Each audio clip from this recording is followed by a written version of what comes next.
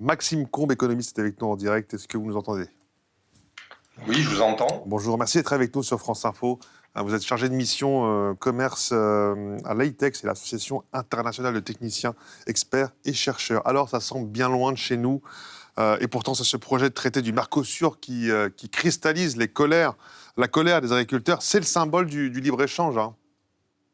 C'est plus que le symbole, c'est le plus grand accord de libre-échange qui ait jamais été négocié, peut-être un jour signé et mis en œuvre par l'Union européenne.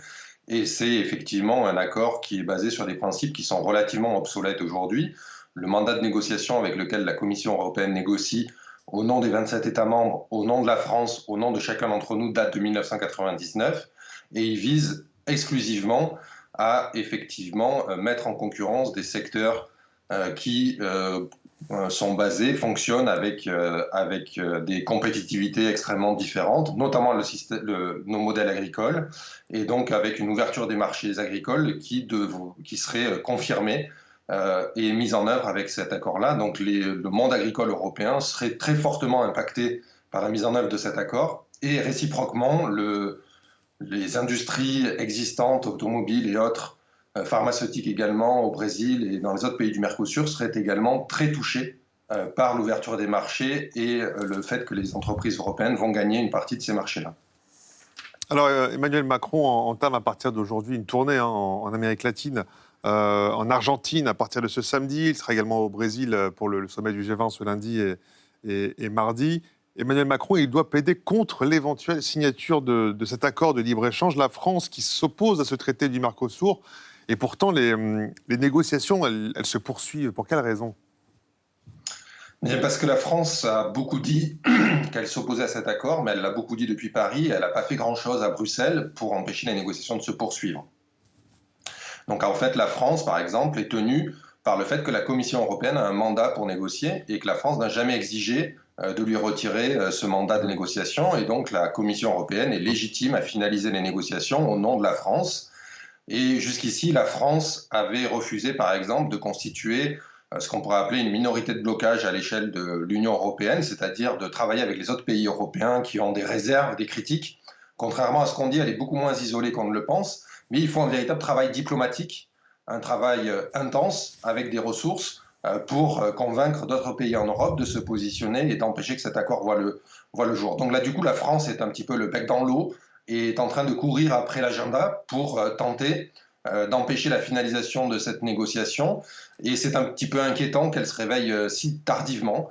Et du coup, c'est la raison pour laquelle les organisations de la société civile ont rendu publique une lettre cette semaine, signée par plus de 40 ONG, syndicats, associations, demandant à l'exécutif français de réellement œuvrer pour que cet accord ne voie pas le jour. C'est possible, mais pour cela, il faut une action résolue et déterminée à Bruxelles. Et il faut que la France, effectivement, constitue une minorité de blocage et puis dénonce, finalement, exige le réexamen de ce mandat de négociation avec lequel la Commission européenne négocie. C'est assez simple. Si on n'est pas d'accord avec le contenu du texte qui est actuellement négocié et qui est effectivement très défavorable au monde agricole européen, eh bien, il faut réouvrir les négociations sur le contenu ou bien arrêter de négocier et abandonner cet accord-là. La France n'a jamais fait cette proposition à Bruxelles et donc du coup on est un petit peu effectivement dans le moment final, et au moment du sprint, il est difficile de penser qu'on peut gagner un sprint si on est parti avec beaucoup de retard. Alors, évidemment, pour les entreprises, cet accord de libre-échange, ce serait une aubaine pour les exportations, notamment l'industrie automobile, la chimie, la pharmacie, etc. Mais c'est dans l'autre sens que ça interroge et que ça pose problème pour les agriculteurs en colère qui disent « Nous, on ne veut pas de ce traité parce que tout ce qui est interdit chez nous ne l'est pas chez eux ». Est-ce qu'ils ont raison de dire ça? Bien sûr, ils ont raison de dire cela, c'est-à-dire par exemple toute une série de produits phytosanitaires, donc pesticides, herbicides, qui sont interdits d'utilisation en Europe, mais pas interdits de production, c'est-à-dire qu'on peut les produire en Europe et on va les exporter grâce à ce traité-là au Brésil, en Argentine, en Uruguay et au Paraguay. Ils vont peut-être être utilisés par ces pays, par ces producteurs agricoles de ces pays-là, et revenir sous forme de résidus via les productions agricoles qu'on va importer de ces pays. Mais ce que je voudrais dire, c'est qu'à rebours, les effets de cet accord sont extrêmement importants également sur le monde industriel, le monde économique des pays du Mercosur. Et toute une série d'emplois pourraient disparaître dans ces pays-là. Donc on voit en fait un accord de libre-échange, il faut bien comprendre que ce n'est pas du commerce international, c'est une façon d'organiser ou de mal organiser le commerce international en considérant que les régulations publiques finalement sont problématiques et qu'il vaut mieux laisser faire les marchés internationaux et les entreprises multinationales décider de ce qui est bon d'importer ou de ne pas importer. Et en faisant cela, finalement, le libre-échange, ces accords-là, ne font qu'une chose, c'est mettre en concurrence des secteurs qui ont des compétitivités totalement différentes et de leur dire que le meilleur gagne. Ceci a une conséquence simple, c'est que les plus petits, les moins efficaces, les moins compétitifs disparaissent. Et c'est ce qui va se passer si effectivement cet accord voit le jour. En Europe, en France, eh bien, les producteurs, notamment de viande, qui sont de façon obligatoirement moins compétitifs que les producteurs brésiliens ou argentins, vont disparaître du fait de cette éviction par les prix qui va se jouer et de cette compétition accrue sur les marchés européens. Alors, Maxime Combe, concernant cet accord de libre-échange, un élément important, la négociation agricole, elle a été finalisée en 2019. On le rappelle, ça fait plus de 20 ans que les discussions sont en cours. Négociation agricole qui a été finalisée en 2019. Le chapitre agricole semble clos. Est-ce qu'on est sûr encore d'avoir des moyens de bloquer les questions agricoles ? Non, mais l'essentiel du contenu de l'accord, c'est-à-dire quasiment l'intégralité de l'accord, a été conclu en 2019, effectivement, après 20 ans de négociations. Et il n'est plus à l'ordre du jour de la négociation à proprement dit. La Commission européenne, ça fait plusieurs années qu'elle a compris qu'il y avait des réticences du côté de la France, mais également du côté de l'Autriche, des Pays-Bas, de la Pologne, de l'Irlande, a tenté de en fait, prendre en compte ces réticences-là, de leur rassurer, de les désarmer, si vous voulez, en proposant la négociation de ce qui s'appelle un instrument joint. En fait, c'est une annexe qui est en cours de négociation et qui doit répertorier l'ensemble des engagements sur le plan de l'environnement, du climat. Mais on n'est pas du tout en train de négocier des quotas d'importation de viande bovine, par exemple, pour parler d'un sujet qui fait débat en France. Ce sujet, il est clos et personne, à ce jour, n'exige qu'il soit réouvert. Et même pas la France n'a exigé que ce point de discussion, ce point de la négociation, ce point de l'accord soit revu et corrigé. Donc, si vous voulez, il y a effectivement une ambivalence, un décalage, une contradiction sans doute, entre ce qui peut être dit en France et la réalité de ce qui est dans les négociations. Là, on est en train de négocier, si vous voulez, la 4e page de couverture de l'accord. Donc, c'est jamais anecdotique, mais c'est tout à fait secondaire au regard des enjeux qui vont avec la mise en œuvre, si elle doit venir un jour, de cet accord de libre-échange.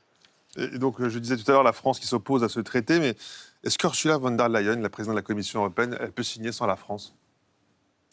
Mais elle a un mandat aujourd'hui pour négocier. Il faut bien comprendre que ce sont les États membres de l'Union européenne qui donnent mandat à la Commission européenne de négocier un accord de libre-échange et que la Commission, tant qu'elle a ce mandat, en fait, elle est légitime à poursuivre ces négociations. En fait, on lui a donné le mandat de finaliser un accord de libre-échange avec les pays du Mercosur. Ce mandat ne lui a jamais... D'ailleurs, elle le dit, nous avons toujours mandat des 27 États membres pour finaliser cette négociation, y compris de la France, et du coup, elle est légitime à finaliser cet accord. La question, c'est de savoir est-ce que, effectivement, la Commission européenne et les pays qui sont favorables à cet accord-là veulent réellement prendre le risque politique de finaliser un accord de libre-échange avec les pays du Mercosur, alors qu'il n'y a plus de majorité sociale, il n'y a plus de majorité politique dans le pays. On l'a vu, l'essentiel de tous les parlementaires ont signé une lettre contre cet accord de libre-échange, et ce qui serait une déflagration en Europe, ce qui reviendrait à dire que finalement, l'avenir de l'Union européenne peut se faire sans la France. Alors que la France est la 2e puissance économique européenne, c'est l'une des toutes premières puissances politiques, et donc il revient finalement à la France de se faire entendre. Et c'est là où effectivement le fait que Emmanuel Macron n'ait pas fait grand-chose ces dernières années sur ce sujet-là, à part s'exprimer à Paris, devient problématique parce que la Commission européenne est effectivement dans le dernier moment de finalisation. De notre point de vue, il est encore possible de bloquer l'accord avant qu'il ne soit annoncé comme finalisé. Et si jamais il venait à être annoncé comme finalisé, il y a encore toute l'étape de sa ratification qui exigera une décision au Conseil, donc par les 27 États membres. Et là, il n'est pas encore aujourd'hui certain qu'il y ait une majorité pour soutenir cet accord-là. Et ensuite, il y aura une ratification au Parlement européen. Nous, ce que nous pensons, c'est que ça ne sert à rien d'aller à cette étape-là. Aujourd'hui, Il vaut mieux tenir compte du fait qu'il y a de fortes réserves en France, mais pas seulement. Aujourd'hui, elle s'exprime également en Pologne, elle s'exprime aux Pays-Bas, en Autriche, en Irlande, peut-être et visiblement dans d'autres pays européens, et de dire, OK, cet accord pose manifestement problème. Et dans le même temps, il est vrai qu'il faut renforcer les liens géopolitiques avec les pays du Mercosur. Ces liens géopolitiques, on peut les renforcer sans nécessairement importer du bœuf. C'est quoi? Enfin, cette histoire ne tient pas debout. C'est pas parce qu'on importe du bœuf que les relations géopolitiques sont renforcées. Et de construire un nouvel accord autour de ce renforcement des liens géopolitiques, de la lutte contre le réchauffement climatique, contre la déforestation, pour le renforcement et le soutien mutuel entre les démocraties à l'échelle de ces deux continents. Il y a tout plein de choses qui peuvent être mises en œuvre, mais qui ne nécessitent pas d'importer du soja, du bœuf et du sucre, et d'exporter des voitures thermiques qu'on ne veut plus produire, qu'on ne veut plus vendre sur le territoire européen. Merci beaucoup. Merci Maxime Combe d'avoir été avec nous sur France Info. Je rappelle Emmanuel Macron qui entame sa tournée en Amérique latine à partir de ce samedi.